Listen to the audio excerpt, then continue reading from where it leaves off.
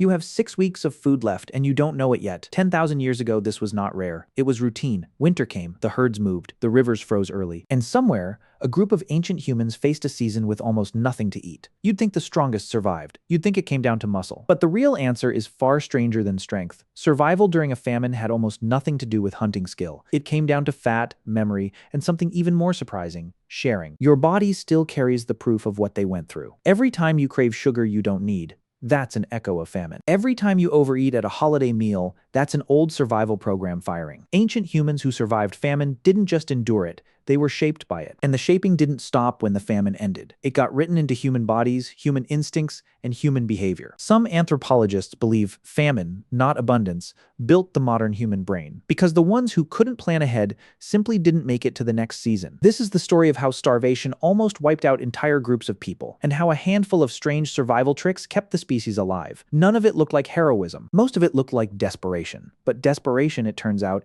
is where some of your deepest instincts were born. Ancient humans didn't have a subscribe button to lean on when times got hard. You do. Use it and stay for how they actually survived what should have killed them. To understand famine survival, you have to understand what a body actually does when food disappears. Anthropologist Kristen Hawkes studied modern foraging groups like the Hadza of Tanzania and found something unexpected. Older members of the group, especially grandmothers, gathered more food during lean seasons than anyone else. This became known as the grandmother hypothesis, and it reshaped how scientists think about human survival. It wasn't the strongest hunters keeping the group alive, it was patient, experienced foragers. They knew which roots held water underground. They knew which plants stored energy through drought. Knowledge, not muscle, was the difference between a group that survived and one that didn't. But knowledge alone couldn't stretch food that simply wasn't there. So the human body developed its own emergency system, one you still carry today. Fat storage in humans is unusually efficient compared to almost every other primate on Earth. Your body can hold weeks of stored energy, specifically because famine was once a constant threat. Geneticist James Neal proposed what's called the thrifty gene hypothesis to explain this pattern. Bodies that stored fat quickly after a good harvest had a survival advantage during the next drought. The people who burned through calories fast without storing any reserve simply died out first. Over thousands of years, this left behind a population primed to hoard energy whenever it appeared. That's not a flaw in your metabolism. That was once the entire point of it. It explains why modern bodies gain weight so easily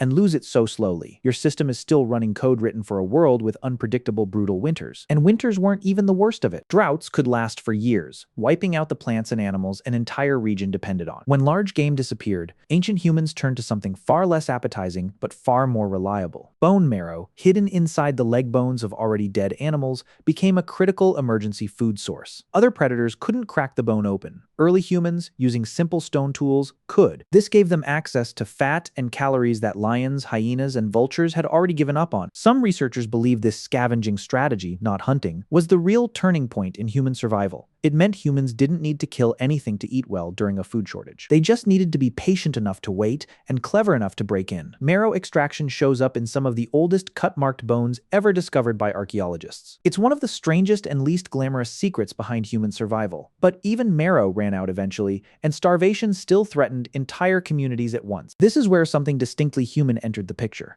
the decision to share food even when it hurt.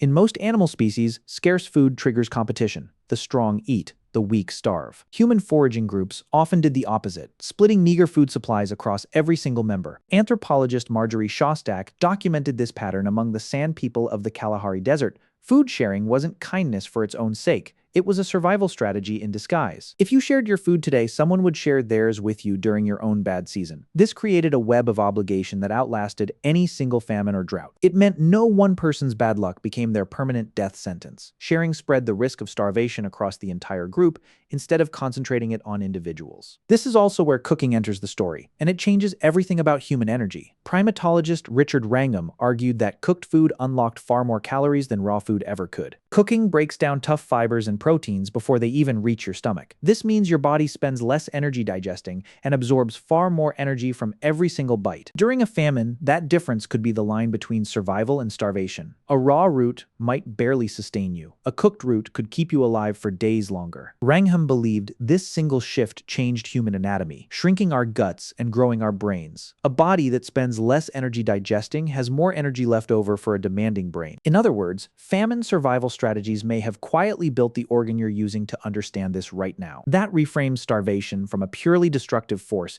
into something that also shaped human intelligence. Of course, not every famine ended in survival. Entire small groups vanished without a trace. Archaeological sites sometimes show sudden population collapses tied directly to failed harvests or vanished herds. The ones who survived weren't always the ones you'd expect based on strength or health alone. Sometimes it was the group with the strongest social bonds, not the strongest bodies, that made it through. Isolation during a famine was often more dangerous than the famine itself. A lone forager had no one to share a lucky find with, and no one to share theirs.